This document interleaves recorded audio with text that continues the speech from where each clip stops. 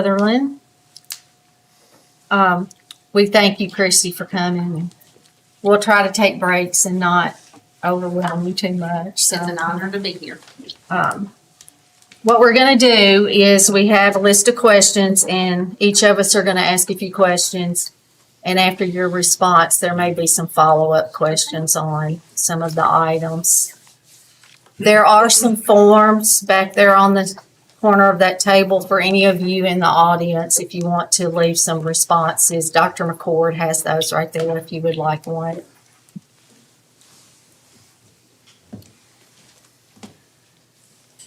Okay, Christie, Christie handed out left a binder for you to review to learn a little bit more about her. Christie, we've read your resume. Is there anything extra that wasn't in there that you would like to tell us about? Well, first of all, it's an honor to be here. I have been an educator. This is my 29 and a half years. Most of my work has been in Dickson County. 33 years ago, my husband and I decided to put a stake in the ground on where we were going to call home. Ken was from Waverly. I was from Clarksville. My parents live in Sango. We're just graduates from college. Ken with his MBA, me with my undergrad. And we decided that Dickson County was going to be where we put that stake in the ground. One of the things we loved about Dickson County was we loved how the community valued their children and how Dickson valued learning. One of the things that resonates with both of us is how this community comes together to support and serve others. We knew then that this may be the place that we call home. I had done my residency in Williamson County at Fairview Elementary and had been offered a job. I held and decided that if we're going to call Dickson our home and we are going to put all of our efforts here, then we're going to be all in. And so I decided to withdraw from taking the position at Fairview Elementary, and I applied for a first grade position at Sullivan. At Sullivan Elementary, I came and was part of a wonderful team. Gary Burnett was the principal, probably one of the best principals I've been under. Then several years ago, in that, I went to Dickson Middle School and had a wonderful experience under Johnny Chandler and that team of individuals. And then I got the opportunity to serve here at the school board, which was a wonderful opportunity in leadership. And then I took on the role of the first core director in Middle Tennessee and worked under Kevin Huffman, Candace McQueen, and Penny Swin. And then Dr. Danny Weeks hired me to come back to Dickson and work on 4 major projects for Dickson County. And I am so thankful to be back and to represent Dickson County. Any questions? What do you consider to be the major strengths that you would bring to this position? I think my major strengths lie in my experiences and the wonderful opportunities that I have had throughout my 29 years in education. Education's been good to me. It's been a great life. It's been a great life for my children.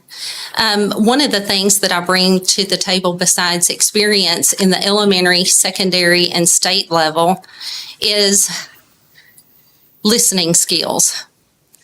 Listening as a teacher to what the goals and expectations were from the principals that I worked with, to being an administrator and listening to teachers and their needs at that level. And then moving to secondary director and working with all of the middle and high schools and listening to the needs of teachers and administrators and being governed by what the expectations of the directors was and being able to carry out those goals and expectations. And then having the opportunity to work as the core director for the Mid-Cumberland region in working with 16 very diverse districts and directors of schools from the river of Stewart County all the way to Rutherford and Wilson and every district in between, listening to directors talk about the initiatives from the state level and carrying out help and assistance with my team. I had a team of 9 that I deployed to help directors with the work of the state initiatives that were handed down from the commissioner. So listening, communicating. I've communicated at levels with, as a teacher, I communicated to parents. I communicated with other colleagues. I communicated with my leadership team at the schools that I supported and served in. I communicated to students what the goals and expectations were. Then when I stepped up into a higher leadership role, I communicated what the goals and expectations were that were driven down by the director that I was under. Then when I stepped into the role of core director, it was communication to directors of schools in the Middle Tennessee region. Lots of learning, but I bring in communication and listening. I also am a collaborator. One person doesn't get the work done. We get the work done with the folks that we surround ourselves with, the teams that we create, the educators that we work with, but it's not a one-person show. It's a team effort to get the work done. So being a collaborator, a listener, and a communicator, but then being a worker. I was raised by 2 individuals that were blue-collar workers. They were hard workers. And that code of ethics moved over into my life. I hope that people would say that Christie Southerland won't allow you to outwork her. I'm a hard worker. I want to be known for my ethics and transparency. I want to be known as a person that loves what I do, and I love the people that I serve. What will you do to create an atmosphere in the schools that will lead to educational excellence for all students? One of the things we need to do is make sure that we are communicating what expectations that are needed that we feel that are important. What are the goals and the plan for our students? And then making sure that our teachers and our administrators and all of our stakeholders understand what those goals and expectations are. So that would be the first step. Looking at data to drive our decisions. Now, there's all kinds of data. It's just not state data. That's just one data point. We have attendance data. We have EOCs, ACT.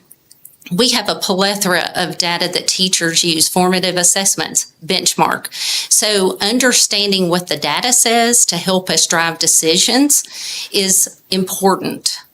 But we need to also make sure that our teachers know that they're the greatest asset in our district, that they know that their hard work is what will help drive student achievement. So if we train our teachers with the right professional development, they understand the goals and expectation, then our students, who are the recipients of all of that, are going to be the beneficiaries of great success and achievement here in Dickson County. Thank you, Christie. Any follow-up questions from anyone?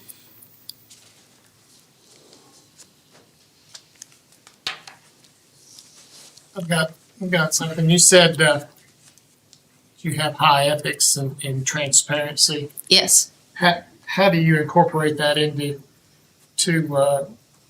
the atmosphere around you? I mean, how do you bring that out? How would you define that truth? Well, I think the transparency, there are things that allow us to be transparent, and data is one of them. Data tells a story of where we are and where we need to go. So that's good transparency with all of our stakeholders. I think you bring it out in conversations. It's kind of like feedback. If you never talk about it or give feedback, then people are very reluctant to receive feedback. But if that is part of who you are, and that is part of them knowing that you'll have those conversations, then people know that you're transparent. People know that bottom line that you are about serving students. Thank you. Mm-hmm. Thank you. Mr. Vanderbilt? I was just going to follow up. You had mentioned that you would want to make sure that teachers know they're the most important asset that we have. How would you go about doing that? Well, I think by one way, the State Department always asks each year if the district will fill out a survey. Educators get to fill out that survey and administrators get to fill out that survey. If districts have a 60% participation, then we receive all of that information. It's anonymous. Districts cannot know which teachers fill out the survey. I would look at that every year. Their teachers get to take a survey and answer questions on behavior in the schools, professional development. Do you feel supported? Are your needs being met? Are your leaders sending out high expectations for you? So that's a start as a leader to draw upon how teachers are feeling and what their needs are. I think another thing that would be a good thing if I am director of schools is to meet with teachers. I have an open door policy around asking me questions. I want feedback. That is the only way to get better. And to seeing others' view of what the work is. Our teachers are the boots on the ground. They are the closest thing to a great asset, which are our students. And so listening to their needs, making sure that we're providing the right training to get the work done is essential to having a great system. Thank you. Ms. Southerland, when you was talking about creating the atmosphere, you talked about the goals. How do you go about coming up with the goals? What will you do how do you come up with those goals to make that atmosphere excellent for the schools? One of the things that we look at, it goes back to data, what your needs are, and then setting around discussing goals with the leadership team. One of the things within the leadership team is creating experts in the work. And when you're at this level, we need to be experts with what we're charged over. And so bringing that group of educators and leaders together, looking at our data and our needs, then we start drawing upon what goals should we have for our district. Sometimes the state mandates create goals for us. One of those would be teacher retention. We need more teachers. If you look at your tab under the portfolio that I gave you, tab 3, you will see 5 goals that in looking at the work today that could be essential in bringing about and implementing within the district. One would be the budget. Having a budget that is focused and centered around instructional needs, teacher retention. Those are things that are essential for a district. The opportunities for the community involvement and how we would have all stakeholders in building a culture and a community that supports our schools. One of the things we know that Dickson's growing. And so we want young families to move into Dickson. But the first question they always ask is, how's the school system doing? So we want to make sure that right now we're at 58th. In 2 years, we need to be in the top 25. In 5 years, Dickson County, we've got some of the best teachers in Tennessee. we can be in the top 10 in the state. So we need to focus on really getting our community to support us, looking at our budget so that we are instructionally sound. We can look at a plan around our third grade retention law and what that brings, and really not only reaching the students that are within our system, we've got to go after the families before they even start kindergarten. So we need to have a plan that addresses our 3 through 5-year-olds in our preschools and our community, and we need to support them in what it is to be kindergarten ready. And then let's look at our facilities. You know, everyone loves to teach and be educated in nice facilities. It's just a great environment and it helps build a great culture. But not only that, every day that we pass facilities, people will look at our school system and draw upon conclusions. Whether we care about our school system with our facilities and what they look like, their first impressions. And then making sure that we have a plan for our maintenance, and that's internal and external, and making sure our schools are safe. Parents want to know that their greatest assets when they send them to school, they're in a safe facility, both externally and internally, and they want to make sure that they are getting the instruction they need so that they can be successful and on the trajectory to be successful year after year. Thank you. Anyone else? You mentioned 58 out of 147. What would you do to help bring up like some of our testing scores? One of the things that I would look at is our teacher training. Are we working on the right work? Do our teachers need training around state standards? One of the things our teachers need to know, the transparency of what the state looks for. You know, they need to understand that when a report card grade comes out, what does that include? When we talk to our teachers and we're transparent around that work and we're transparent around what the news media will show, the more that we teach them, the better they are at talking to the community about our work and what it involves. So one of the things, we've got to look at how we're training our teachers to get better each year. One of the things is data analysis. We have to show teachers how to look at data, draw conclusions, and make adaptations to what they do each and every day. I've in my years and experience, I've been around great educators, but if you are teaching the wrong standard for the work, then you're not going to have the right outcome. And so making sure that we are collaborating, we have some of the, as I said earlier, some of the best teachers in the state. I get to work with them and it's wonderful. So having them know what the work is, having them give us feedback on what their needs are and resources are, but also having them sit at the table to help make some of these district goals because they are valued in our system. And we're only going to get the outcome according to how they are teaching and learning.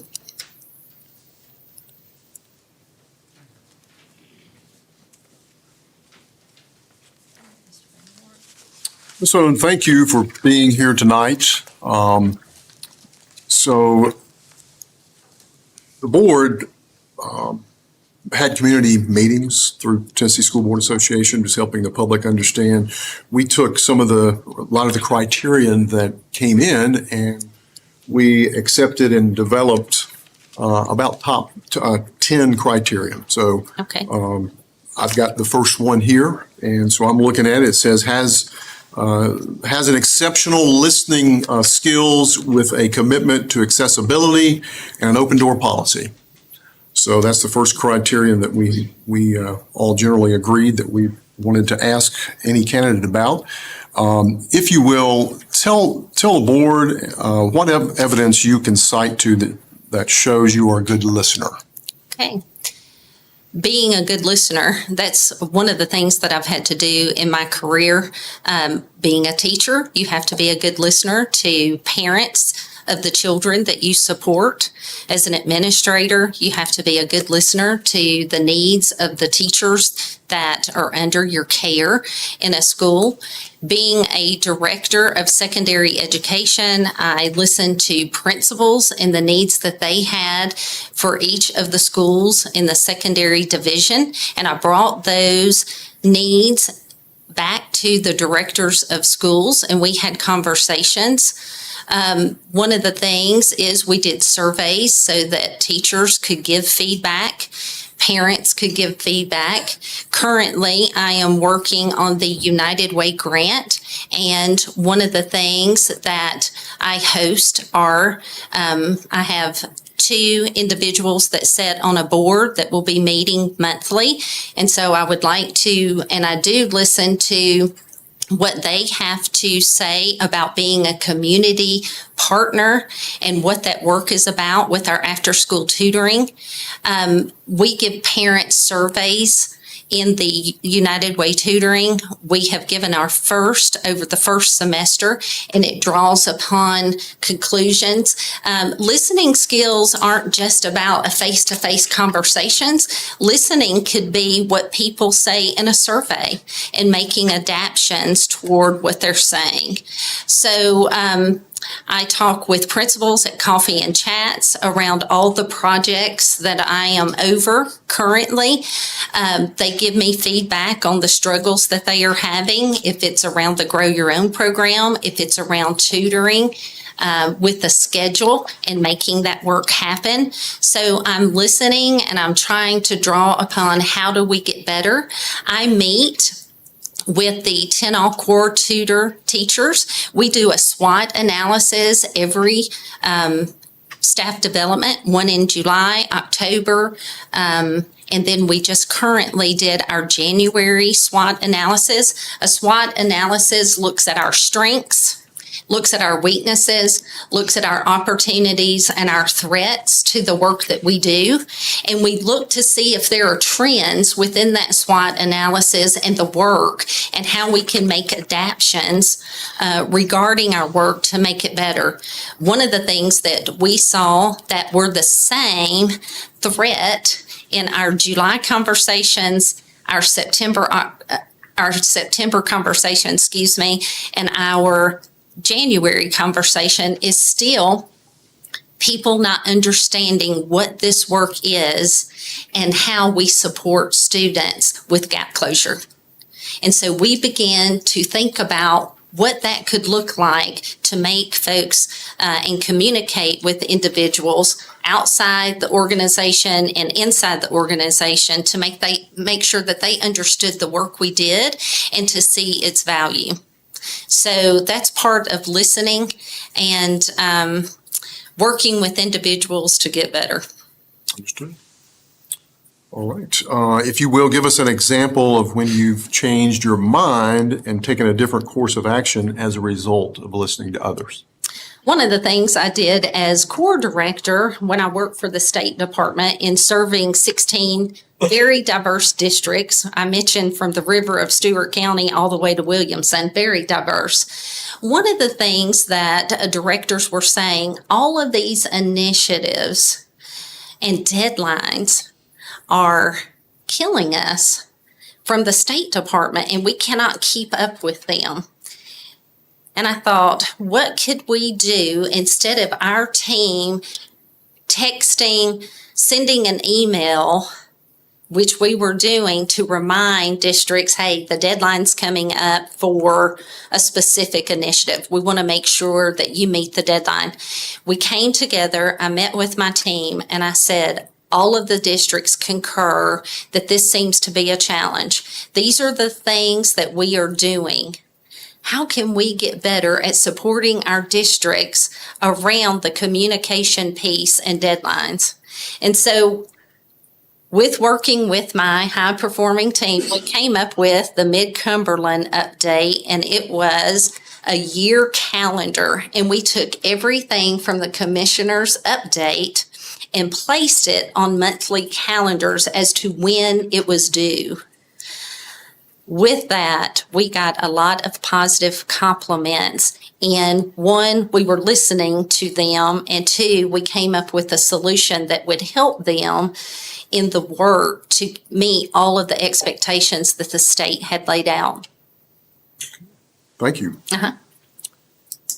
In your administration, what avenues are open for you to listen to the concerns of employees, students, parents, and the community? And with that, how would you plan to have time available for all involved? Well, as I alluded to earlier, in my current work, I meet with teachers, I'm out in schools, I am working with them on professional development. I am leading professional developments, asking about the work. We're doing the SWOT analysis. If I were directors of schools, I would make the time to host open sessions of learning conversations around the district monthly. So I would offer a meeting for folks in Van Leer to come and have coffee and meet with me to share concerns, ask questions. I would host one in White Bluff and then host one here in town. But I would have an open session of meeting with the director to ask questions about what is happening or maybe what they don't understand about the system. Okay. With that, how would you incorporate inclusivity into your leadership style in listening? One of the things I would do would make sure that I am meeting with administration, the team of district level team, so that I hear from their perspective and expertise in the work around what are our strengths and challenges and how we go about learning this, how I would go about as director, learning the system in a deeper, more cohesive way so that we can set in listening our goals that would align with our work. Did I answer that? Yeah, and I guess I'm more specific to just different groups, different folks with different backgrounds. So one of the things that I would do as the directors of schools, besides me internally with groups, our teachers at schools, our principals, our leaders here, I would want to really get out into the community and speak with our county commissioners, our mayors, our business leaders, because they have a vested interest in what we do. We are actually providing students for their workforce. And so knowing what their beliefs are, knowing what their needs are, helps us to define some of the things that we offer. Like, for instance, I know that the mayor has said that he is short on EMTs. That's something that, in listening to that and that need, that's something that we have a CTE program that provides that training, provides the information that students need to make those decisions if that is the work that they want to do. So I think just by listening to all stakeholders and making sure that they are valued in conversations with me as the director. thank you, Ms. Southern. Mm-hmm. Mr. Hyde? Or unless anybody has questions? Dr. Southerland, thank you for coming. Thank you for applying. Thank you. It's an honor. And I want to thank you for applying because you put yourself out there to the employees, the public, to the board, and to this. So I appreciate you being here. Criteria number 2 is what I was given, and it states a director speaks and writes effectively to communicate the successes as well as the needs of the school system. Under that criteria, there are 2 questions. Number 1 being, what evidence can you cite to demonstrate you are an effective communicator? One of the things that I feel sometimes I'm an over communicator. I send emails to our teachers reminding them about the work within all 4 of my projects. I work currently with the 10 all-core teachers. They receive emails, they receive text, constantly communicating the purpose, the why, and then the outcomes that we are desiring. I work with our elementary director of education and our secondary director of education to make sure that I am communicating with them all the work that I am doing and making sure that they are in the know about my work, they are in the know about my projects. Then I am communicating with the directors of schools. One of the things that I was commissioned with was, these are the projects that I would like for you to create and take over. And we really want them to be excelled so that other districts would come and see what we were doing, or they would call and ask what we were doing. And so that's what I was commissioned with. And in order to have a robust program, you have to have communication around the goals and what we're seeking.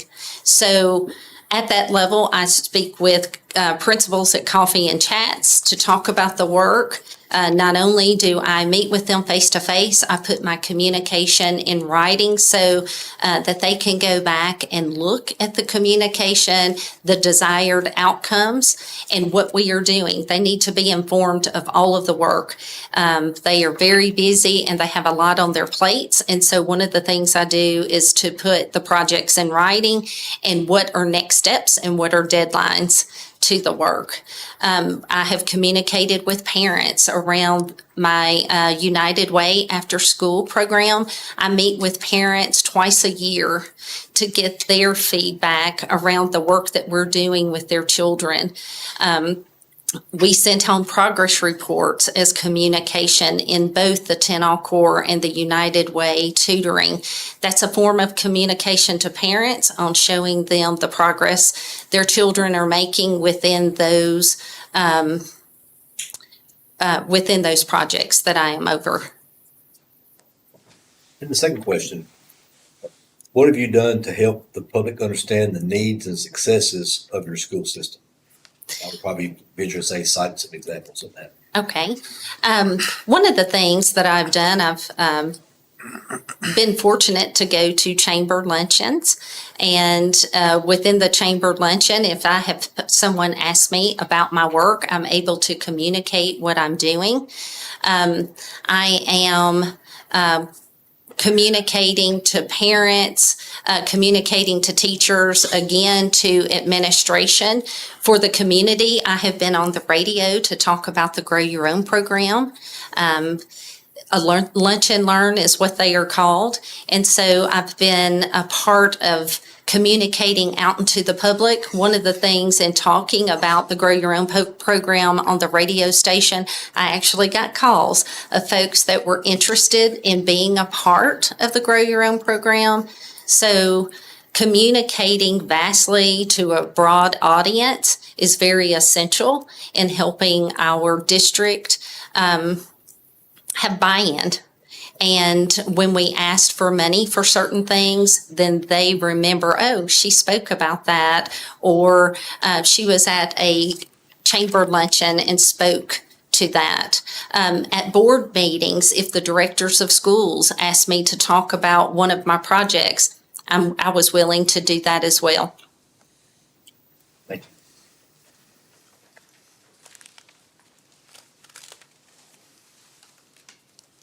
Any follow-up? Mr. Chadwick? My criteria was 3, has the wisdom to know when change is necessary and the ability and determination to generate such change, even in the face of opposition. So how do you do that? How have you had something significant that you initiated that showed that it was a positive change? I think one of the things, one of my projects that's been a positive change that we have had, maybe not a lot of opposition, but conversations around the work for understanding, and that's the 10 All Core program. It's a high dose, low ratio, a teacher with 1 to 3 students that they support. These students fall between the 25 and 50th percentile. Or they did not meet expectations for TCAP. And so these teachers are placed in schools to take those specific students to help build their capacity in literacy, to help with their fluency, their comprehension, their recall. And so placing those teachers as a new initiative, as teachers, I know that I always said, if I could just have 45 minutes with these students, we provided that 3 years ago for teachers. And these teachers actually, they didn't teach skills that were below grade level. They took the standards and they were actually teaching students on grade level standards and using the intervention kits that were part of the curriculum that the teachers were using. And so teachers not sometimes understanding that would ask a lot of questions about the work. So we communicated what that looked like, what the roles were, and I always told my teachers, know your work so that you can communicate what that work is so that people will value the work. And so now that we're in the 3rd year of implementation, I was looking at the survey that TSBA did, and one of the things that administrators under that column felt was a strength was the tutoring program. And so over time, implementing the 10 All Core, communicating what that was, taking the challenges of the folks not understanding maybe what this looks like and adapting that to make sure that people understood the work and what that looked like. And actually sharing the data too, because from year 1 to year 3, we have data to show that the 10 All Core program has been very successful with students. And our goal is working with our classroom teachers to help support students that fell within that criterion. Have you ever initiated something that you got a lot of pushback for? When I was secondary director, one of the initiatives set down from the directors of schools was getting our ACT scores up. That's a big job because ACT scores, even though they're tested at the high school, they're really a responsibility of kindergarten through 9th grade. And so when we placed initiatives like doing ACT bell ringers, we did Explore test from 6th, 7th, and 8th grade. It wasn't really pushback, but the challenge was finding the time in a schedule to really meet that specific need. But that's what our data showed. And so with great principals sitting in the seats, when I was secondary director, they began to do those initiatives that were sent down from me, from the directors of schools, and we saw an increase in our ACT scores. One, because it was a focus and we were very intentional about the work. Yes, it took time. Yes, we had to fit it in to all of our busy schedules, but we saw a positiveness.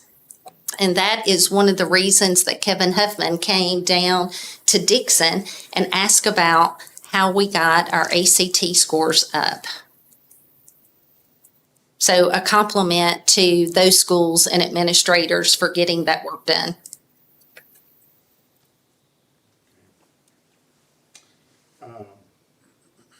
With all the research and papers and topics that come out, initiatives, how will you use research and some of those things to drive the change that we need in our system? One of the things that I look at is educational leadership. They stay current in articles around initiatives around the globe, but really within the United States. I like that magazine. I utilize that in looking at poverty, at looking at new initiatives around tutoring. Marzano is a go-to for me, and I know currently our secondary division uses Marzano's work. I wrote my dissertation on Marzano's leadership and how he uses effective strategies in his work and his research around schools in the United States. One of the things that the State Department does in any initiatives they have, they typically do the research, will create information around how districts are doing that work within the state, and they will share that. They also share, I know within the 10 all-core tutoring, I get articles around high dose accelerated tutoring and low ratio with a 1-to-3, which is one teacher to 3 students, and the research nationally that has come out on the success of that program. So I'm always looking to enhance and to share research. I have shared articles with our 10 all-core teachers so that they are being validated in the work that they're doing, but not only in the state of Tennessee, but around the globe.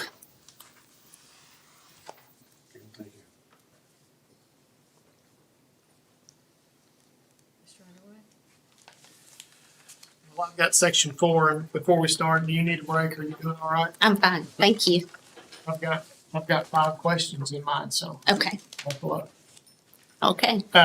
One of the things that they gave us in these surveys that we took from the community and what have you, one thing was that they wanted someone that was familiar with education, that had been a teacher, had been in administration, and of course we can see that you've had all that. And so the first question I want to ask you is, I want you to describe your experience in developing and implementing and or evaluating an instructional program that you've come up with. And Okay. Well, I don't know if I've just created this. I have taken projects that I have done and evaluated them based off of principal communication to me, parent surveys, teacher comments and communication to me.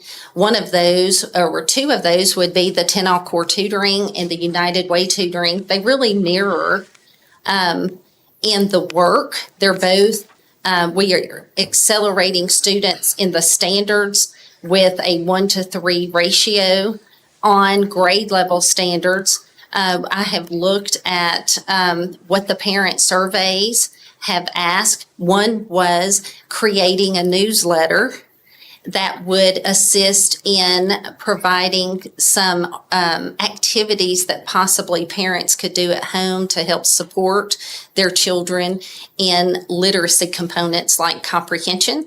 We created that. It goes out 4 times a year, and parents have seemed to be very positive with that in doing what I heard them say. The teachers like the newsletter. One went out today. And so those things and being implemented and making them better was listening to parents around a newsletter and how they can help their student at home. thank you. One thing in evaluating these programs that have come down the line to us is it's great that we hear back from the parents and what have you, and how they appreciate that. But tell me how it has improved the educational achievements of the student. Absolutely. We collect data monthly on FastBridge, fluency, recall, and comprehension. And we see that students are increasing their fluency within our data. They are increasing their comprehension around questions from a story that they're reading. So we see that in the data. So if we're seeing that, we are hoping that when they take their benchmark in Tier 1 instruction, that we're seeing their data increase to where they're meeting expectations with those goals. That might kind of lead us into the second one. It says, what steps would you take to ensure academic excellence in all of our schools? So, Well, I think that comes with conversations around academic excellence, what is occurring, how teachers are implementing the standards, making sure that we are celebrating our small successes and our large successes. So conversations with teachers around the work.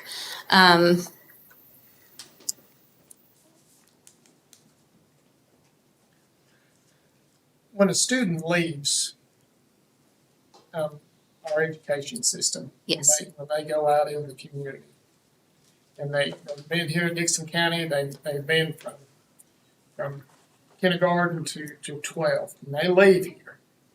What are the top 3 things that you want those students to have as they go out into the world? I want those children first to have choice. I want them to, if they choose to go to college, that they can get into college. If they choose to go to TCAT, they can get in TCAT. If they choose to be an entrepreneur, that they have the skills and the readiness to do that. So choice is one, that they have good communication skills and writing skills, that they're good listeners, and they are resilient. Okay. What would you consider to be your major accomplishment as an instructional teacher or leader or anything in your career?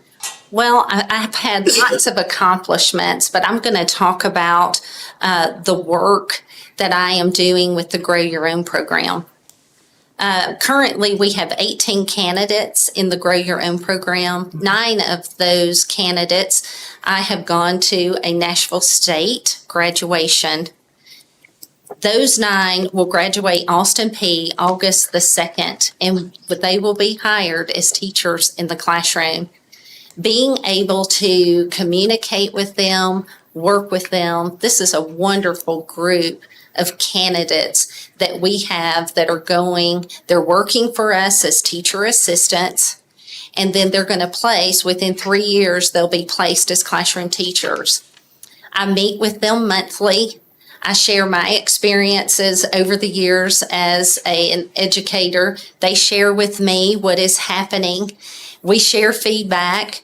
They are students, so I morally help support them, and really, I'm their biggest cheerleader in the work.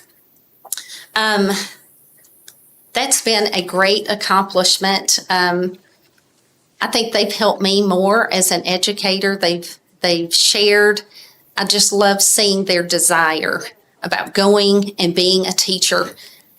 You know, I've heard a lot of negative with parents, and it's even happened in my own family. Why do you want to be a teacher?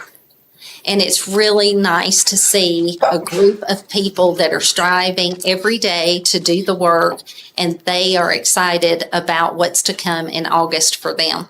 So that's been a great accomplishment over the last 3 years to be a part of that work and to communicate with that cohort of individuals. I can see your passion in that, and I thank you for that. In your own life, what are give me the top 3 most important things in your life? In my life? Sure. My life would be my marriage. Mhm. Married to Ken Southerland for 35 years. He's my rock. And so that's an accomplishment. My second accomplishment are my 3 children. I have invested them in the public education system here in Dickson. 2 have graduated from Dickson County High School. 1 has gotten a degree from UT in business and marketing. 1 is currently at Cookeville pursuing a degree in accounting. And I have a son that is sitting as a freshman. So I'm vested. My third accomplishment would be receiving my doctorate from Lipscomb. That was very challenging, working full-time, being a full-time mom and spouse. So I think those are the 3 accomplishments in my own personal life. Those are great. Can you give me your top 3 most important things in your life? You said 1 was family. What? Give me 2 more. Education. Education. Mhm. It's important in your life. What's the third thing, the most important thing in your life? Health. Okay, thank you. Mhm. Anybody have any follow-ups on those?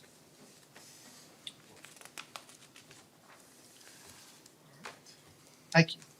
I got section 5, Ms. Christie. Okay. Thank you for applying. Thank you. Very excited. It's an about honor. all the interviews so the ability to unify diverse groups and build and maintain high morale among employees.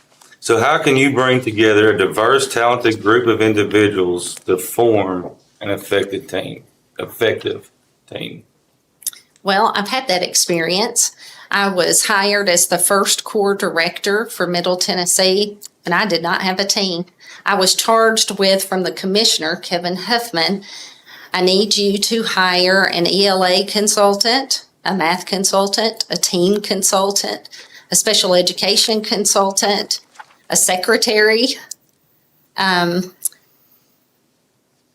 so when I thought about that, it scared me just a little bit, because I thought, now I'm working at the state level and I can call on those that I know, but I'm just going to have to put the feeders out there. So I began visiting districts, looking at the folks within the district, and I began to call individuals around, would you be willing to step out of your comfort zone and come work at the State Department supporting 16 diverse districts? It took around a year, but finally I hired an 8-person team, very diverse and eclectic in our knowledge and experience, and we set out to support the 16 districts. I got validated from districts around my hires, because when districts needed positions filled, one of the first places they would call were folks from my team. And so that validated me to say, I've chosen some really good folks to lead this work. That's the experience that I had in doing it.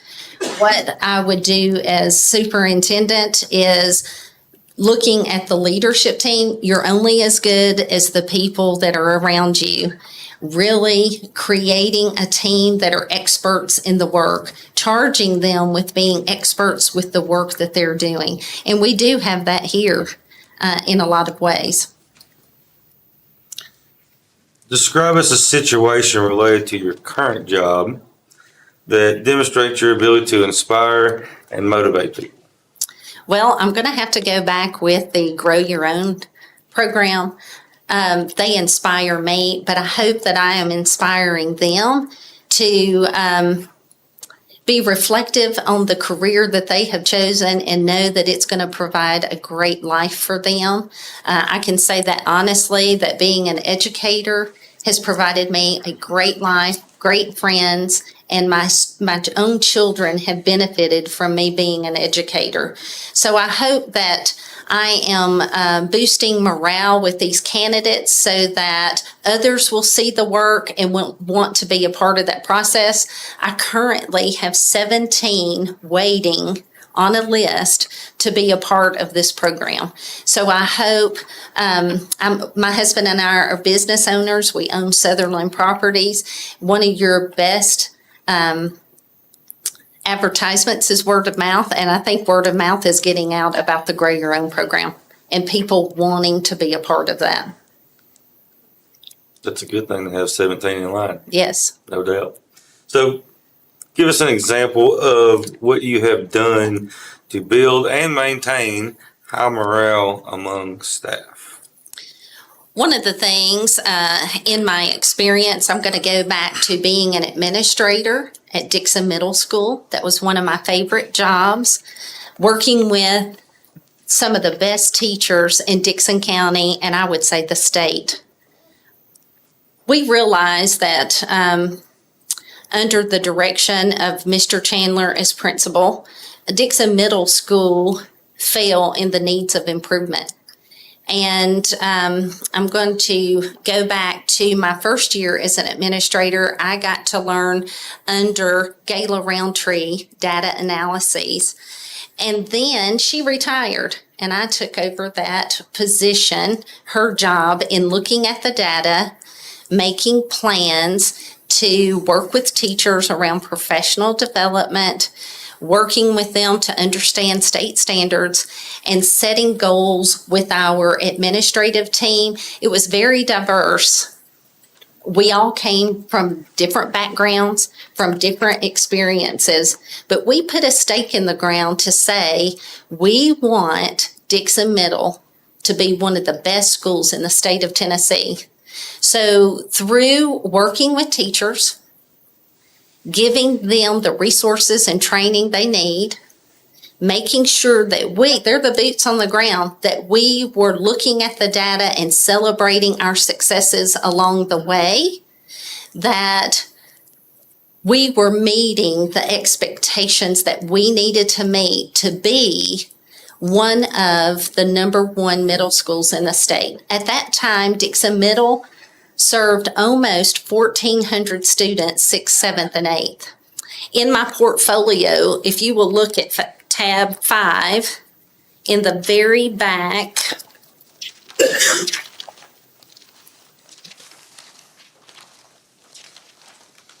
you will see a value-added achievement. In celebrating and small steps along the way, really being our teachers, cheerleaders as a leadership team. 3 years, it took us 3 years to get to what these numbers show. And I think at the time, Mr. Vandervoort and Mr. Haley were board members. We were out of 670 middle schools in the state of Tennessee. Dickson Middle became and ranked #1 in ELA. We ranked #2 in math, ranked #2 in science, and ranked #20 in social studies. Now, I say all of that, it just wasn't me. It was collectively as a leadership team, supporting our teachers, being their biggest cheerleaders. One of the things we did is set a very high expectation for code of conduct with our students. We communicated that out to parents, and the work, the crying, the celebrating paid off, because within 3 years, that's what Dickson Middle School became. We became one of the highest ranking middle schools in the state. And I have a picture with Mr. David Bradford, who I've worked with, and Mr. Johnny Chandler. We are with Commissioner Webb, and he presenting a plaque to Dickson Middle School. So morale, really supporting teachers, letting them know that we appreciate them. As I alluded earlier, they're our greatest asset, and they are the boots on the ground of touching our parents' greatest asset, which are our students, and they are the recipients of that hard work. So coming together collectively as a leadership team, we work very hard for those things to happen that you saw on paper, but we were all aligned. We brought our experiences, We cheered each other along the way. We cheered our teachers, and we celebrated with our students because they did the work. They got those scores, and we celebrated with our parents. And so it was a great time and one of my most memorable experiences of being an administrator in this district. Thank you. Any follow-up? I'm gonna say we're gonna take a 10-minute break, Okay. and then we'll come back and ask our next round of questions. Okay. Thank you.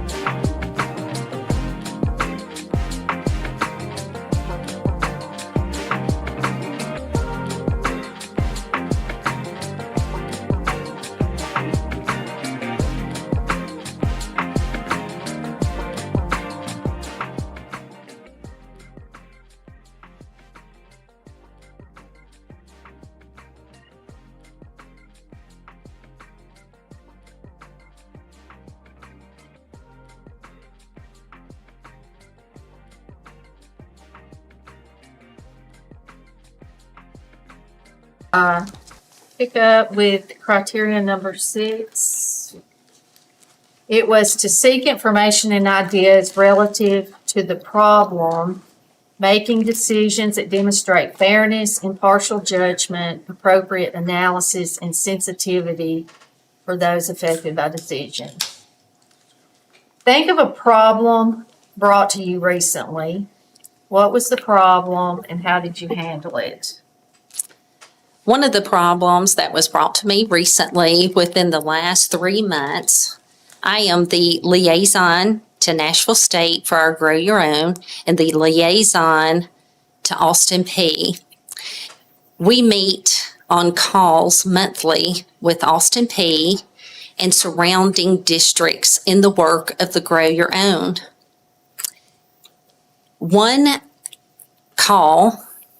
On this call, one of the districts stated the work of the Grow Your Own candidates, and it looked different from the work that we had proposed in our district with the candidates. One of the reasons being is when we first started this work, districts were told that they could have the autonomy to make the Grow Your Own program work within their district and budgetary means. And so as a leadership team of Dickson, we chose to our candidates to be a part of teacher assistants in the RTI program, the title, the 10-all core this year when they are doing their residency or EdTPA. That's the big portfolio that you have to pass to get your license through Austin P. Well, on the call, the monthly call, one of the districts stated, we don't have to do, and I'm paraphrasing, that type of work. We are actually teacher assistants with our teachers. We're not asked to do the RTI, the 10-all core, or the title assistant. Well, I began to get texts and calls. Why do we have to do that and we can't be just teacher assistants with our mentors? And so I thought, I need to address that. That's going to become an issue. So I need to make sure that they understood the why behind our decisions and the purpose as to why Austin P allowed autonomy for our districts. So one of the first things I did was collaborate with our elementary director. I told her what was being said and that I needed to make sure that they understood, and I communicated the why Dickson County chose to put them in roles that they did. And so I text everyone in the group and said, ladies, I would like, if you would like to come, I did not make it mandatory, but you would like to talk about what you heard on the call and why we chose not to just put you with your mentor teachers your last year. Please come to an open communication segment here at the board. So the elementary director met with me and 4 candidates showed up asking questions and the why behind why we couldn't have done it like another district. And so we explained it. And they understood that sometimes budget drives decisions on what we can do, and we needed them in the roles that they're in, because once they get into the classroom and they've understood the expectation of small group instruction, it was actually going to benefit them as teachers so that they could set up effective small classroom groups within their tier 1 instruction. Even though it's hard work, and yes, they're going currently through EdTPA, and they are planning lessons in the RTI program, 10-all core, and within title.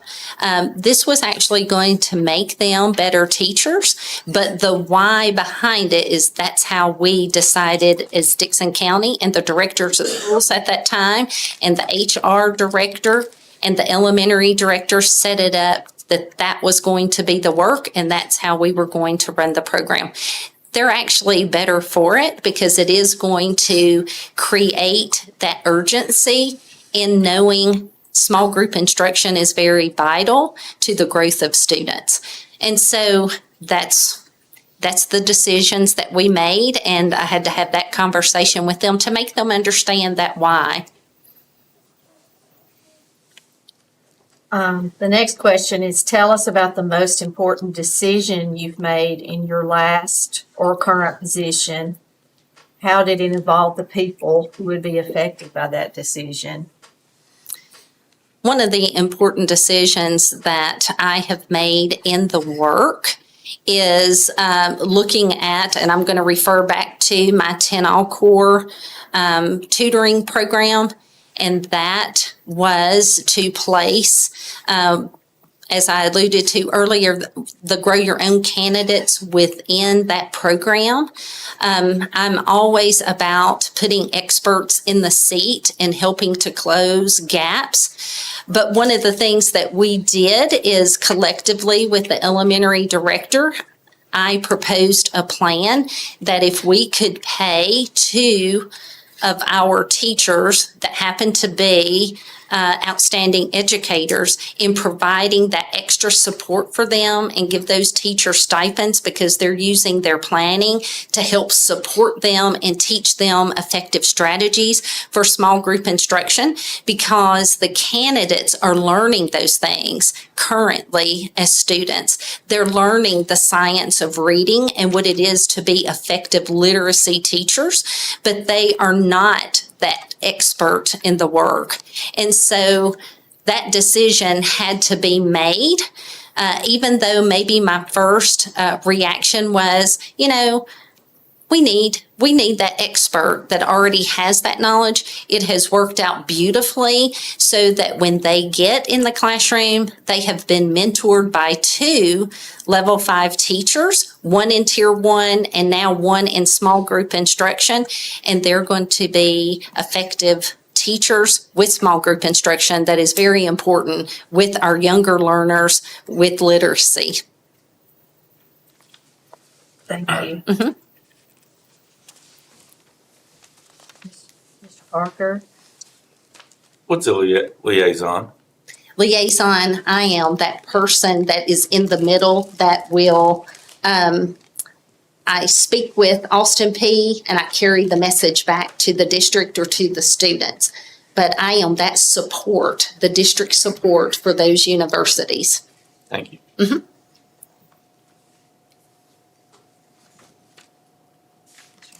All right.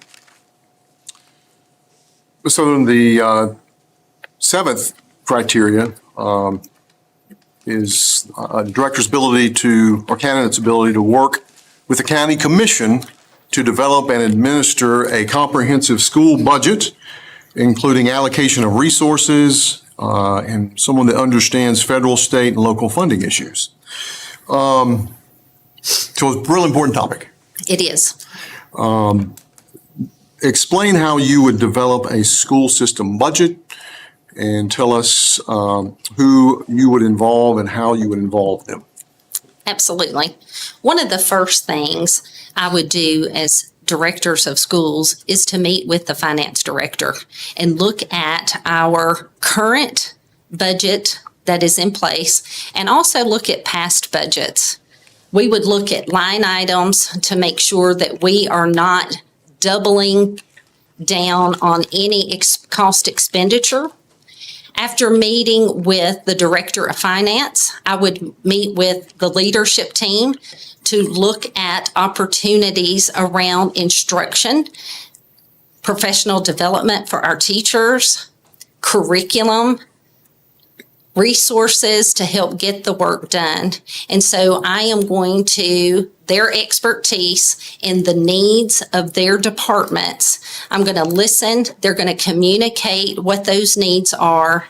And then we're going to look at the data to make sure that those needs are the why, the purpose, and they are outcome driven to make sure that we are putting together a plan of action and a budget that will go along with our plan. Then I, as the director of schools, I would meet with every administrator and their team to discuss the needs of the school, the needs for what they are needing for from teachers, the resources, what do they need to be effective? Because my goal would be that every school in Dickson would be an A or B school. And so with that expectation, what are they needing to get there? And so we would pull that back to the leadership team. We would talk about those needs, data-driven, and then we would look at how we're supporting our teachers in the training. Then we're going to create goals for our district around our strategic plan. And then I'm going to bring that plan to you as the board so that you are clear and that we are communicating, that we are collaborative in that work, and that all of us at this level are committed to the work of supporting our teachers and creating high-level achievements from our students. And then once we set that, the goals, the plan, and the budget, then I would communicate that to our county commission and other stakeholders in the communities. Okay, very good. What steps would you take to ensure school funds are spent wisely and accounted for properly and in compliance with state and federal mandates? One of the things that I would do is monthly pull in our bookkeepers. They do a really good job, but I think that we can learn from each other. And so I value their expertise in the work, and I think others could value their expertise. So with the director of finance, we would meet monthly to have monthly audits of our schools and the sharing of how they're collecting money and following policy around the collection of funds through fundraisers and through other avenues, and how we're spending money out of our school funds. So that would be one of the things that I would do. So monthly Meetings. monthly audits is what. They could bring their books and talk about monthly, their audits, maybe what their challenges are and what their strengths are and what they have implemented as bookkeepers that helps them in the process of collecting funds. So our board is dependent upon the county commission for funding or the budget. How would you propose to gain their support? And of the budget, I'm going to add to it, what would, I guess, be your strategy to build and gain their support for the budget, for capital projects? So I'm adding a little bit to that. Okay. But Well, first of all, I think that support and transparency starts with us and the relationship that we have between a director and a school board. They see that. They watch meetings online and with social media. And so I think we set the precedence of our relationship, our transparency with our goals, with our plan of action. I think one of the things is sharing our needs in a plan with the county commission, and letting them see what our plan is, a yearly plan for our facilities, a 5-year plan for our facilities based on number, based on evidence, not just a guess, but a prediction of how our district is growing by our tax revenues, price of living, the things that we are needing, teacher retention. We want our best to be in front of our students. And so conveying those needs and our plan will help them understand what our needs are, but it makes us transparent in our work. all right, thank you.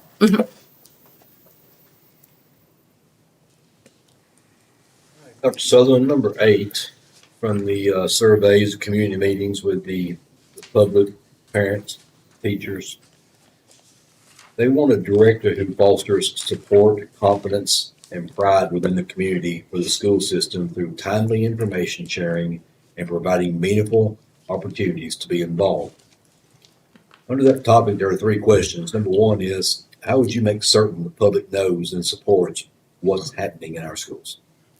I think one of the things that, as a parent, that I see is these wonderful marquees that our schools have. They put a lot of information there. That's one way that we can communicate with parents. Schools do communication in writing. They send our SchoolNet all calls to parents. They have parent-teacher conferences. Open houses are very big and well attended. Activities and sporting events. Communication from me. One of the things that I would like to do is offer some YouTube where I am interviewing students on their successes. We have several students here that have scored 32, 29 on the ACT. I would love to put that out on what did they do to study? What are the things that they can do to prepare for ACT? And let parents see some of that so that they can know maybe how to help their student besides what we're doing at the school level. I think communicating and having those open meetings monthly around the district will help with communicating. Being involved and out in the public is very important. Being a part of the chamber luncheons, being a part of anything that I'm invited to, doing the radio lunch and learns, I think gets the message out to our community around what we're doing. As far as academics with our students, we send progress reports home every 4 weeks. That shows what students are doing. Our teachers are readily available to have conferences with parents by phone call or face-to-face. Being involved, our parents want to know that we value them as parents, and so we need to make sure that they feel comfortable going into our schools and supporting their students at classroom events. The first day of school, we have lots of parents involved with going into the school and dropping off their students. They want to feel that their students are safe and that we are providing the best education possible. So making a commitment that if we're in, and we do this anyway because state law requires that we place our curriculum out so anyone can come and look at it and have questions. Our leadership team, they're always available to answer questions if parents have calls or concerns. So we want to make sure that our parents understand the purpose for us doing things, the why, and what are the outcomes that we are trying to get to influence and have around their child's achievement and success. Thank you. Number 2. Can you cite an instance in your current position that demonstrates your ability to build confidence in the schools? One of the things that in helping build confidence is looking at the 10 All-Core program, being brand new, being that is a gap closure component for assisting teachers with Tier 1 instruction. That has been wonderful work. It was very challenging at first to make sure that we were doing the right work with the curriculum, that we were communicating to the teachers and administration what this work should look like, what we were held to at the State Department around this work because they were collecting data. We needed to make sure that we were following protocol and processes that they had sent down from the State Department, but making sure that we were communicating that project that opportunity, that implementation with fidelity and intentionality so that, again, the purpose is to help close gaps with students that weren't meeting expectations on our state TCAP test, and then providing that support and service and making sure that our parents understood what that commitment was with a 90% attendance goal, and then creating that space to communicate that outcome and where we are. Thank you. And finally, have you been successful in getting strong parental and community support for a school, program, or the district? And if so, tell us one such success. One of the successes that I know parents are very appreciative about is the United Way grant that I oversee, and I work with around 37 teachers, 8 bus drivers, and 8 leads in our system. It's an after-school program that we run from 3:16 to 4:46, and we provide transportation. Parents have been very supportive, and the thing that I've loved to hear most is their children want to go to tutoring and to have that help. We're building students' confidence in the work. We're helping to close gaps with the same criterion as the 10-all core tutoring. We are utilizing those same processes in our United Way tutoring. And so it's a pleasure working with those teachers. Teachers have said that they have seen student growth and achievement. The parents have alluded that on the parent survey. So they're very appreciative. Thank you. Mm-hmm. Okay.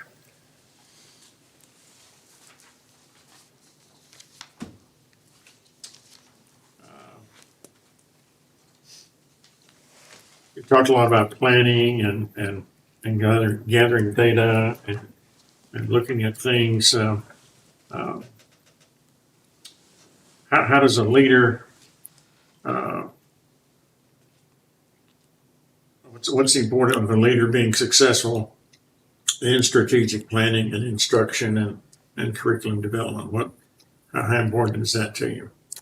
Strategic planning is very important. If we plan and we have it written, then we're going to follow the plan and everyone knows what that expectation is. When I was core director for the State Department, one of the things that I was charged with was having conversations with 16 districts around their strategic planning, making sure that all the components that the state wanted to see within that plan were visible.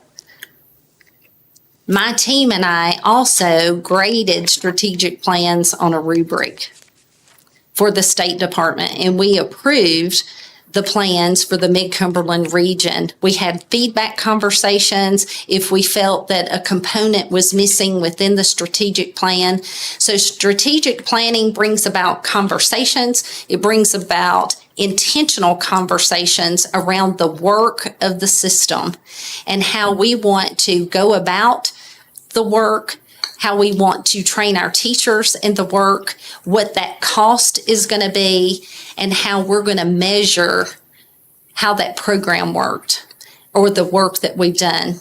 So strategic planning is very successful for a system. Would you say that the 10 core initiative was probably the biggest plan you had to work on? Working as the Mid-Cumberland Core Director, working with 16 districts around their strategic plan. Dickson was one of those. And what about your expertise in elementary curriculum and instruction? Currently, where did you get your experience? I'm sorry. with that? Okay. That working at the elementary level was my first work that I did as a teacher in the district. Around literacy, the science of reading, I have had state trainings. I have led professional developments. I have done ELA walks that they are currently doing with NIET. I have had a lot of training as a core director around the literacy component because when I was core director, that was one of the initiatives that Candace McQueen pushed out and Penny Swin continued to move within the districts, and core directors and the team that I worked under had to have all of that training. At the secondary level, I have taken the ELA test that the state provides, and I have certificates for the elementary literacy training that the state provided. One of the things for secondary too, when I was core director, we were trained around literacy K-12. And so in my work now, I work with the 10 all core teachers in our benchmark curriculum. I'm leading professional development. I'm learning from them as teachers how they are using that curriculum to move literacy, fluency, comprehension, and recall components with our students that are within our program.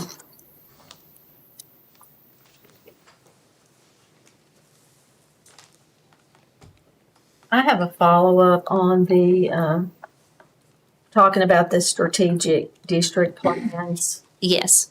What would you do if data showed that one of those plans was not successful? How would you go about changing it? Who would you involve? So data needs to be the forefront of what we look at in creating a plan of action for our district. If data did not support the work, that's a hard conversation, but a conversation that would have to be made in looking at why is that not working? Are we doing that with fidelity? Are we implementing that correctly? Are our teachers trained appropriately around that component? You've got to get down to the root cause of why the data is not showing gains. Then once you establish the root cause through a root cause analysis, then you can make a more educated decision on if you need to continue but build upon with different resources, or you need to move a different way, or if you need to just alleviate that from the plan altogether. So with the root cause analysis, you will find out which direction that you would want to go. Thank you. Mm-hmm.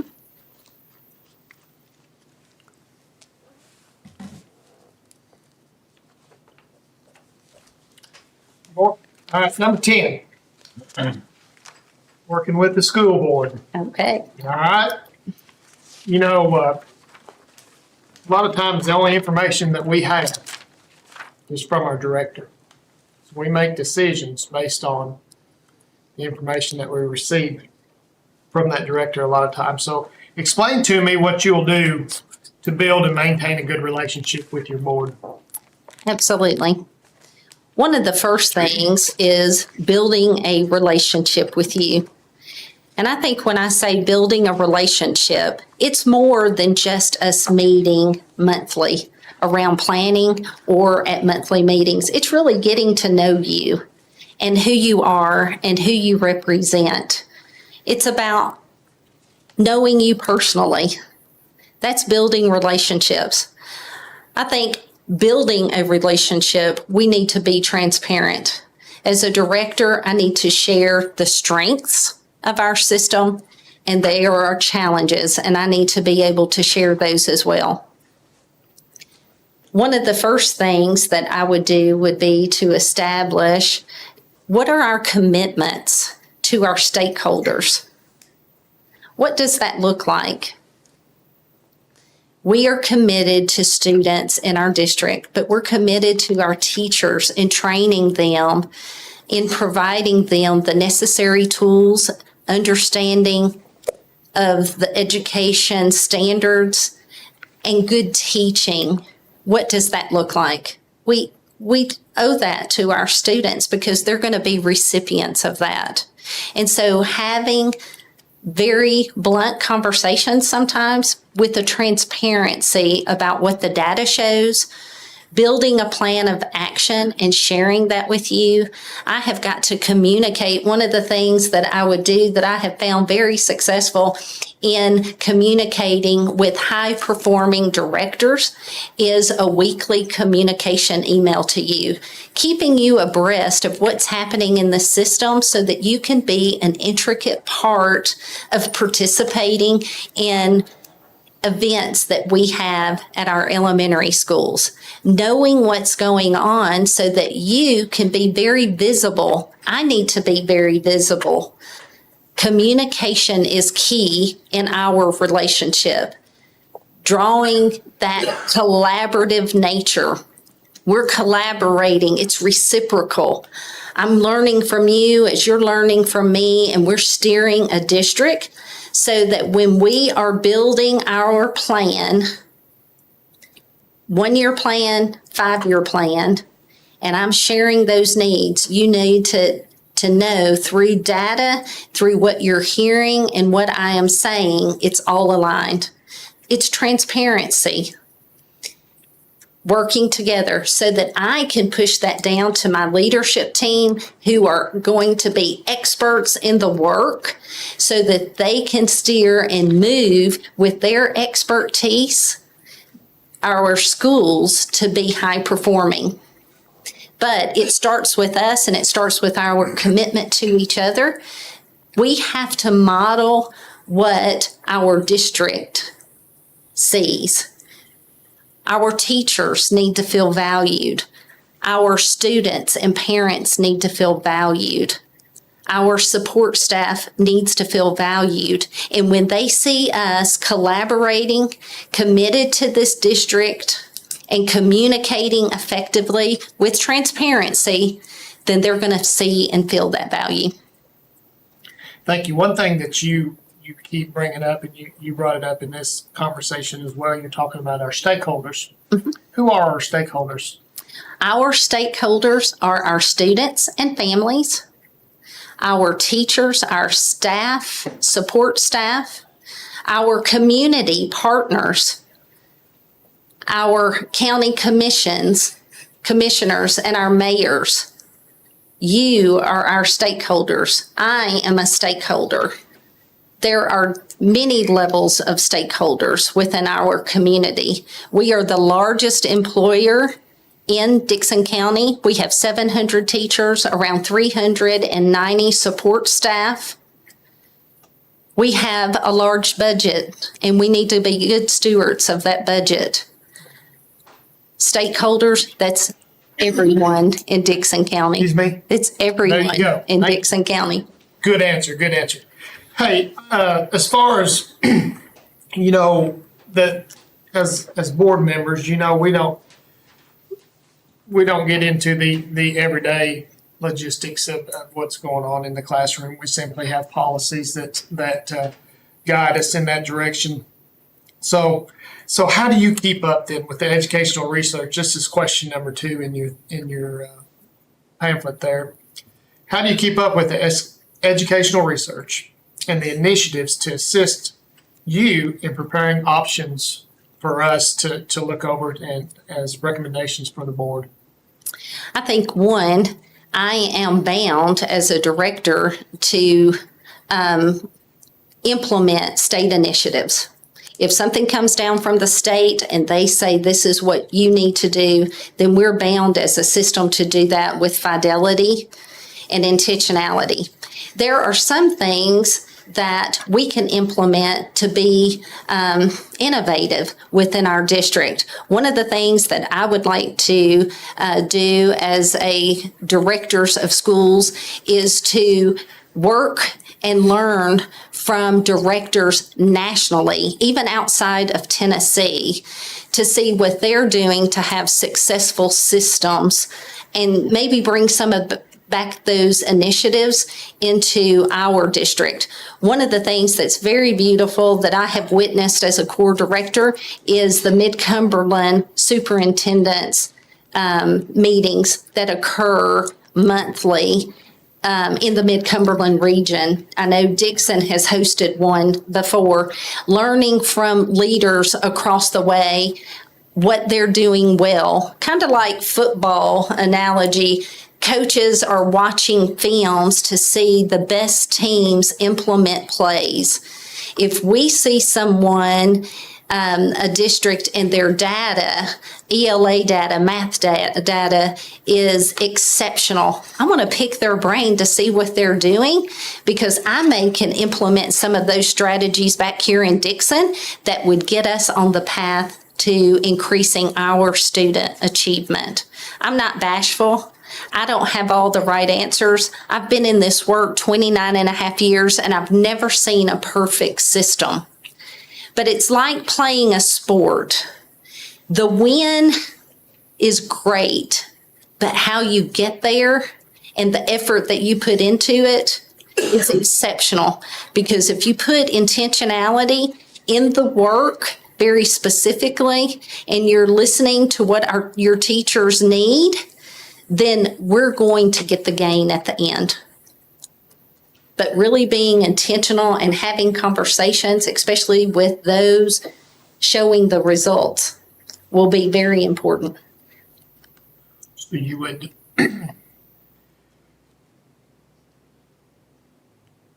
take a survey of other people's I could. winnings and Absolutely. I want try to see how they got there. integrate it into a system that would work in our school system. Possibly. It may be that we didn't think about that, Right. or they may have tweaked something so small that would give you a great dividend in the end.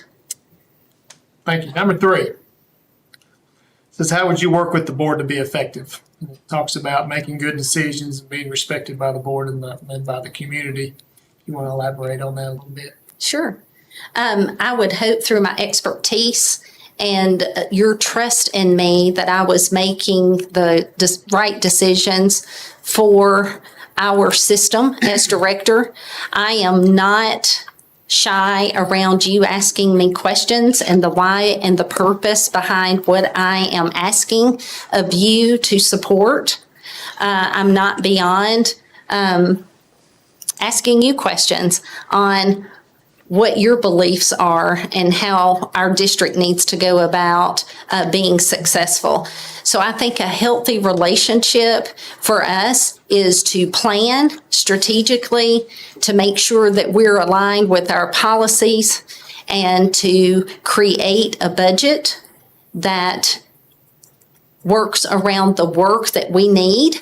We can't spend the money we don't have, so we have to be very good stewards of taxpayers' money.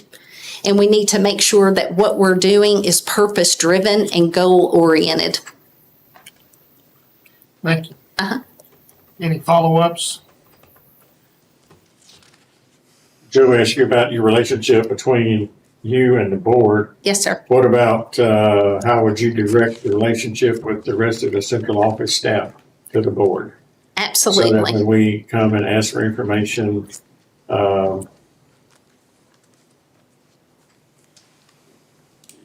it's like, no, it's not us against you guys. Well, one of the things is the district leadership team, they're going to be watching at our meetings. I want them involved in the planning. I appreciate their expertise. I want you to be able to ask them questions. I am not the kind of leader that says, don't speak unless I nod at you. No, I want them to be able to share the work, to share what is happening within the district. I want them to see a positive relationship between our work together. And when they see that, I think they're going to feel very comfortable in initiating conversations and asking maybe you some questions around your thoughts around the work. But I think we all have to show through example how we value each other and value us working together for students within our community. Because the value here, the work here at this level, our students will be the recipients of it. Our teachers will be the recipients of it. Our staff, support staff will be the recipients of it. And we want folks to feel valued. We want our parents to see us come together to make decisions for the betterment of their students. But we want the county commission to know that we stand together. It's not me going and saying they want to do that. It's we. We have to use the we. This is us coming together to work together to form a great system for our community and for future growth. You know, my job as a director of schools is to leave this place better than what I stepped into it. So doing that, I'm not going to be here forever. You're not going to be here forever. And so we need to set a plan that leads our district into the future for success. And we can do that by setting a precedence in having a great relationship around the work, transparency, both sides, transparency. I've got a question. You know, we keep talking about how important the teachers are and how we need to support the teachers. Nowadays, we know that teachers, several struggle with having several kids with the individual education plans for their classroom. How would you support the teachers and make sure all the kids are getting everything they need in the classroom?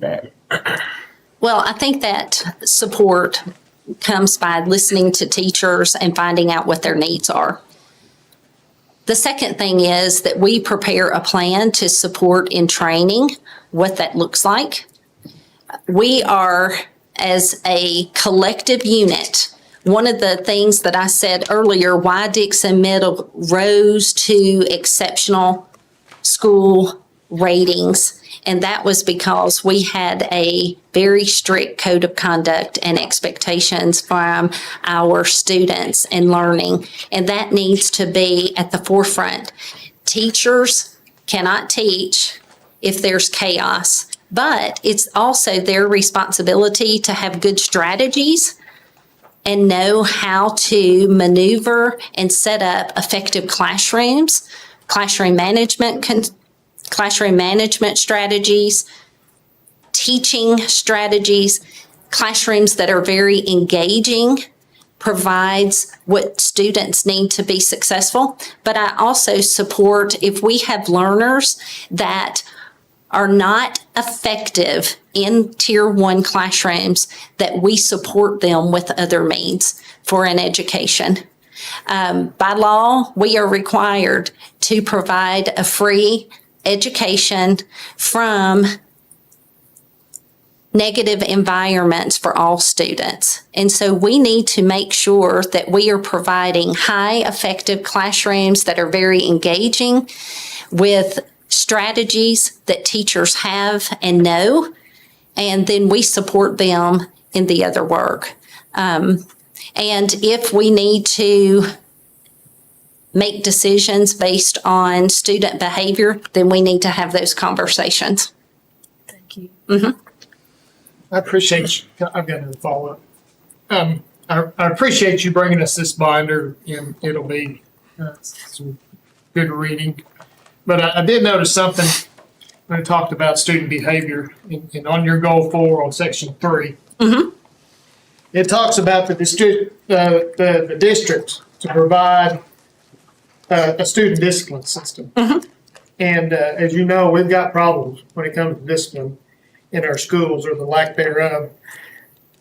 First thing you said that on section or goal 4 part A, it says the team will develop a consistent code of conduct. What is a code of conduct? What are you trying to tell us there? Absolutely. A code of conduct are expectations for students, and how are they to behave for learning that will transpire within our classrooms.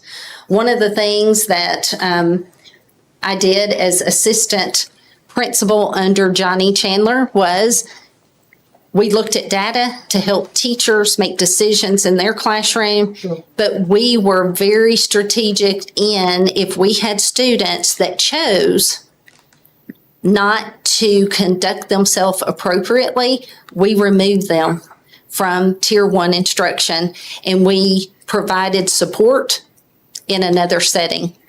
But we owe that to our teachers and to other learners. There are school systems that are doing that well. Some have alternative facilities that are K-12. It may behoove us to go and visit some of those facilities. I'm not opposed to that, but that's conversations for the future. And looking at data, you know, testing data is not the only data point. There's attendance, there's behavior, there's other data points that create us making decisions for our system. So having a high expectation, communicating that out to parents, and communicating the non-negotiables and what that looks like if that's broken. So communication is key, but also communicating that process with teachers. There is a process. When I was a teacher, if someone just misbehaved, it wasn't I kicked them out of my classroom. I had to have strategies as a teacher. I had to have a plan. I had to have a system that worked for my classroom management that I implemented as a Tier 1 teacher. And then as the last resort, these are the things I did with the support of that principal. And then the support of the district level leadership. So there is a process that everyone should know within the system. Let me ask you something when it comes to this code of conduct you Yes. speak of. Is it more important to have this code of conduct in the lower grades or the higher grades, would you say? I think code of conduct is at all grade levels. So if our younger learners may have some challenges, I would hope that with our code of conduct, if we are using that message K through 12, it is consistent, it is fluid, but maybe we can have a system that is very aligned, that's very purposeful, that's very meaningful and successful, that we create a student that may not need those supports at this end, at our middle school level, at our high school level. So starting early can create supports at our secondary levels. Very good, thank you. Dr. Sullivan, Southerland, you would agree that there are some restrictions within federal and state law, and of course, Absolutely. budgetary constraints. Yes. So those are, how would you address those? First of all, with the laws, our teachers need to know that. We need to know what our limitations are within providing supports for all of our learners. We need to provide supports around what that looks like at our schools, what that looks like outside of our schools. And then if that is what the board and what I recommend as why we're not in the top 25%, we're not climbing to the top 10%, then I think it would have to be looked at as part of what are our needs, because instruction, sound instruction, needs support with students that are behaving and moving that support to be successful. We want all students, no matter what they come to the table with, to be supported. It may take counselors. It may take counseling outside of our system, but we have to look at each student individually. It's just not, you misbehaved, let's put you in an alternative facility. That would not be appropriate. We would use that facility, or if we chose to do that, very strategically and intentionally.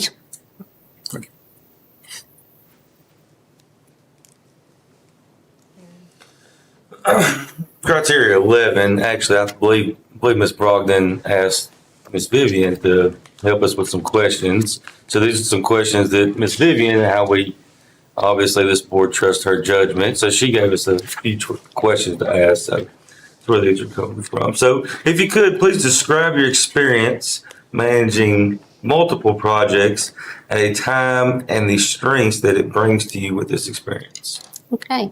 I'm currently managing 4 projects currently in my role back in Dickson. One is the Grow Your Own, the United Way Tutoring, the 10-All Core, and the new teacher mentoring program.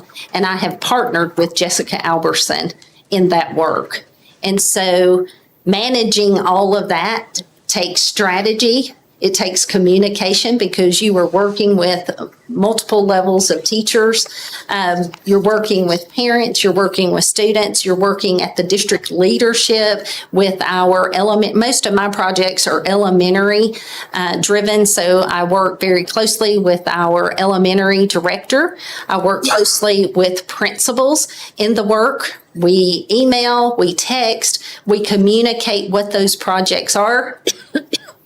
We look at the data around the success of those programs and constantly maneuvering, going out into schools to see if they're effective and giving feedback. So managing multiple projects. I am the expert in this work. As a director, I cannot be an expert in all levels. That's why I will work with the district leadership team and giving them space so that they can become the expert in their work. So that when I have questions, you have questions, they're going to be able to answer those questions and talk about how they are very intentional about the work that they support. Thank you. What would you consider the top 3 assets for helping schools with achievement levels? And what would it look like? Okay. Well, teachers and teacher training. They're our greatest asset in moving achievement. So looking at data to make determining instructional sound decisions, and then budget. Making sure our budget supports that work around instruction. Instruction is curriculum. Instruction is teacher training. Instruction is supporting students to move to the next levels. So instruction, budget, and professional development. Probably the most important question. What makes the United States of America the greatest nation on earth? What makes it? Freedom.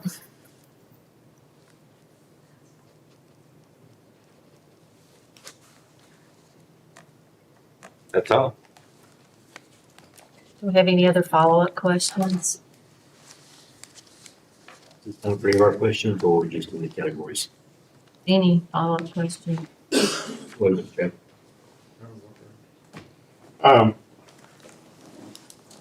If you heard from higher education officials that, what's going on in Dickson County, you're not putting out the students like you did once upon a time, what sort of projects or things would you implement there?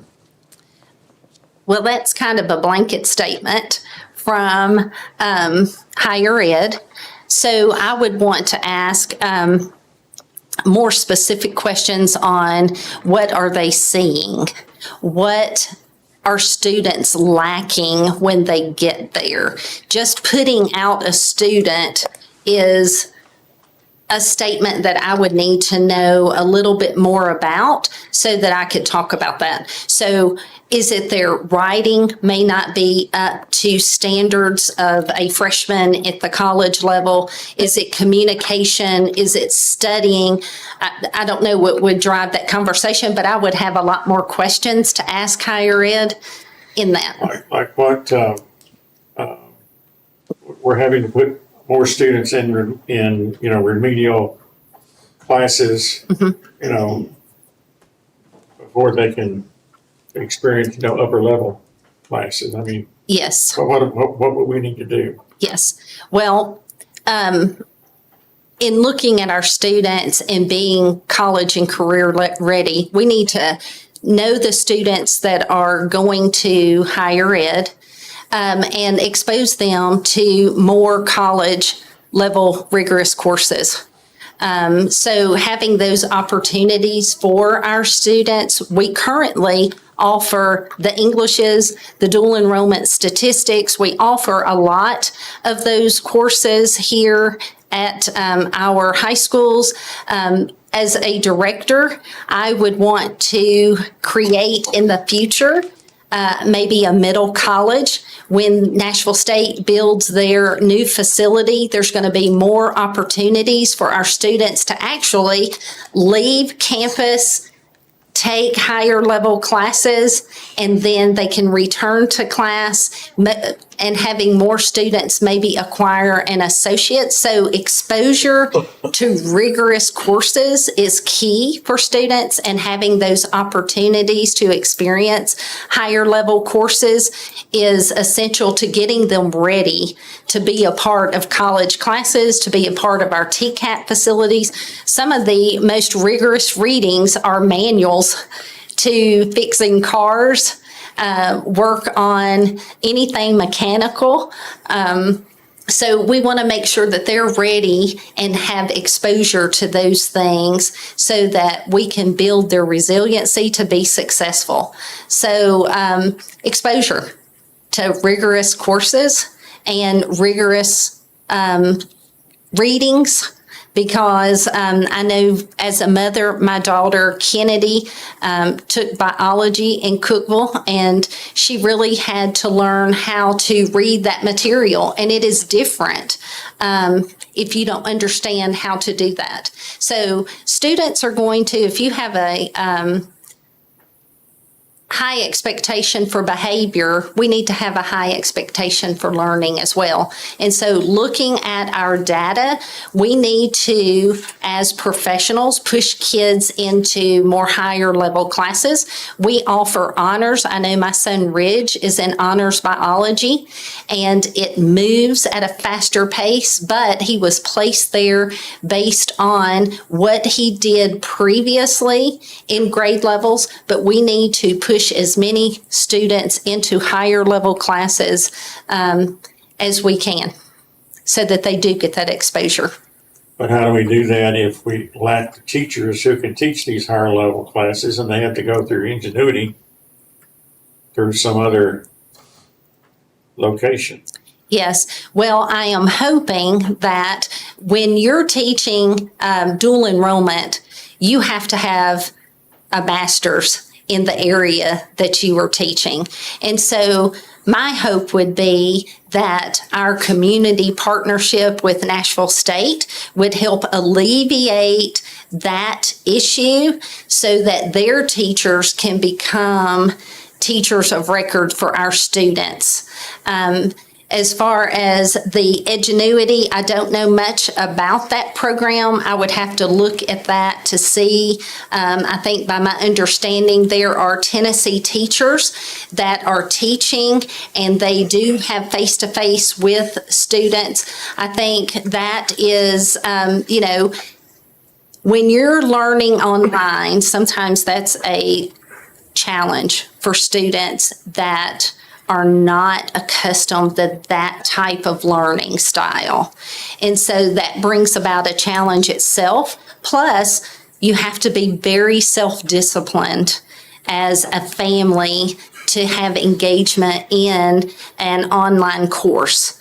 And so we would have to look at all of that to really make decisions based on, do we do something like Edgenuity? Do we continue that? What does our data show?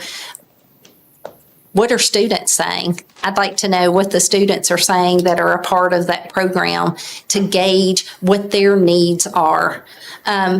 Not all students can learn in a traditional setting that maybe you and I were learners of. And so we have to provide options for students, but we want to make sure that those options are options that are effective.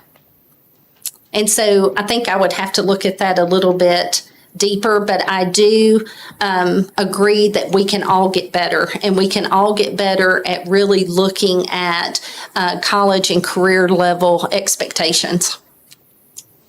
We got one more. Yes, sir. There seems to be a whole lot of what I'm going to call extracurricular learning modules floating around where you can sign up for. Mhm. What if those these curricula have things that don't meet our local values? How would you overcome those? Well, I would have to define our local values and then make sure that that was not a standard. I think what I hear you say, that's probably not a state standard. And so if that's not the curriculum that we need to be teaching, then that's a different conversation. Okay.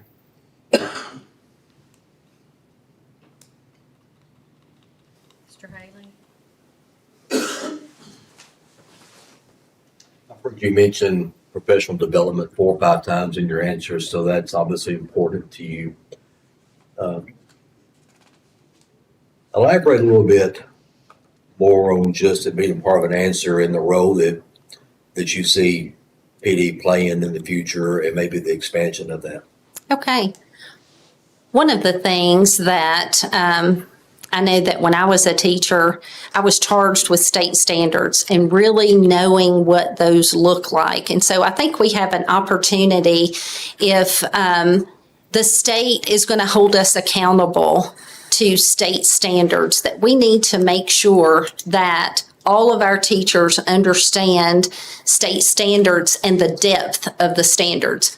I don't know if you are familiar with the literacy standards, but they can all seem very redundant. But as you progress in grade levels, those standards become more rigorous in what a first grade student would need to know to our second and third grade student.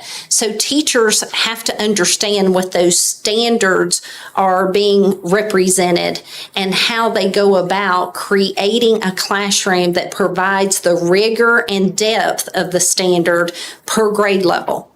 We have teachers that have not actually received that training around the science of reading or math. Because of the shortage of teachers that we have. And so we have to have a plan of action for the levels of teachers that we have. We have level 5 teachers.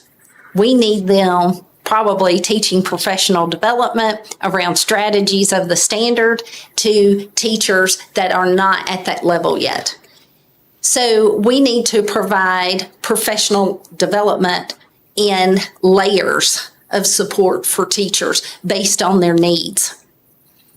So when I say standards, it can be writing, it can be the state standards, but professional development is around classroom management. We have teachers that teach beautifully, but maybe they are lacking some strategies that they need to have in helping them have a conducive setting for learning. And so there again, we offer comp training, and that is classroom organization management system or program that they can attend, or a principal say, I would like for them, Jessica and I send out all the modules. They can come to open sessions. Hey, I would like for them to view or have conversations around module 8, dealing with certain strategies, and they are welcome to come to that.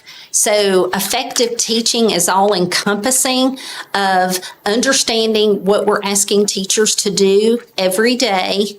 And then how do you get that engagement, moving that classroom very rigorously and vertically to the depth of where we see those standards. That's that rigor. And then encompassing on, I can know all of these standards, but if my classroom, my students are misbehaving, or I need some strategies there, the learning is not as fluid as it needs to be. So really helping support our teachers, and that goes with communication and listening to their needs. And we need to make sure that we have that's not punitive. If you tell me, my classroom management level is not where I need it to be, I should not use that punitive. I should use that as an opportunity to create making someone better. It's about getting better. And so using opportunities like that, I think, would drive our system to being very positive. And I think that is an area where we really support teachers. Thank you. I've heard from the community on a lot of input on this change of director that it's easy to hear things that people want to see a change or they want to see something different. But I've heard from several that are really more concerned about some of the great programs we have now. What will you do to evaluate the great programs or the programs that exist for their validity? Okay, first of all, most programs that are effective will have some kind of data point. So I would meet with my district leadership team in understanding their knowledge behind the programs that have been implemented that I may not know about and I want to learn more from. I'm going to get out and talk to our administrative team. Each school has a leadership team. I would like to talk to them about what they hold as value and the programs at their school that they feel is effective and what is the evidence behind that. Also speaking with the teachers that are running those programs and drawing conclusions upon that. So collecting all of that evidence will help make a sound decision on whether we continue with those programs or whether we have that hard conversation that we're going to alleviate and move in a different direction.